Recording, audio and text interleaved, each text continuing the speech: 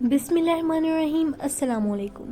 ایک شخص ابو سعید خدری رضی اللہ عنہ کے گھر گیا تو دیکھا کہ وہ نماز پڑھ رہے تھے۔ وہ بیٹھ کر ان کے نماز سے فارغ ہونے کا انتظار کرنے لگا۔ اتنے میں گھر کے کونے میں رکھی ہوئی لکڑیوں سے حرکت کی آواز آئی۔ اس نے مڑ کر دیکھا تو ایک سانپ تھا۔ وہ اس کو قتل کرنے کے لیے لپکا۔ ابو سعید خدری رضی اللہ عنہ نے اسے نماز ہی کے دوران بیٹھنے کا اشارہ کیا تو وہ بیٹھ گیا۔ جب وہ نماز سے فارغ ہوئے تو انہوں نے مکان کی ایک کوٹری کی طرف اشارہ کیا اور کہا، کیا تم اس مکان کی کوٹری کی طرف دیکھ رہے ہو؟ اس نے کہا، جی ہاں۔ انہوں نے کہا کہ اس کوٹری میں ہمارا ایک نوجوان رہتا تھا جس کی نئی شادی ہوئی تھی۔ جب ہم رسول اکرم صلی اللہ علیہ وسلم کے ساتھ خندق کی طرف گئے تو وہ نوجوان دوپہر کے وقت رسول اکرم صلی اللہ علیہ وسلم سے اجازت لے کر اپنے گھر آ جاتا تھا۔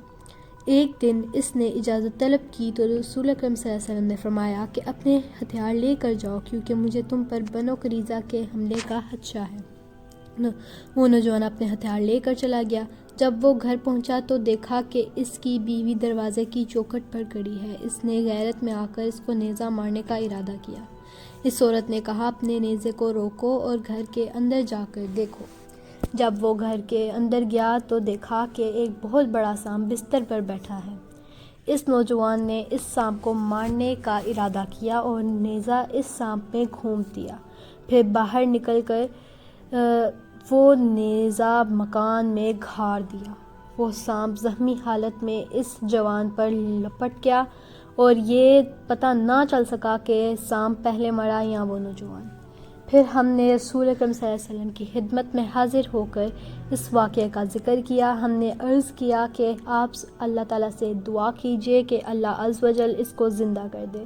آپ صلی اللہ علیہ وسلم نے فرمایا، اپنے ساتھی کے لیے اللہ تعالیٰ سے استغفار کرو۔ پھر فرمایا، مدینہ میں رہنے والے جن مسلمان ہو گئے ہیں، پس جب تم ان سانپوں میں سے کسی کو دیکھو تو اس کو 3 دن تک خبردار کرو۔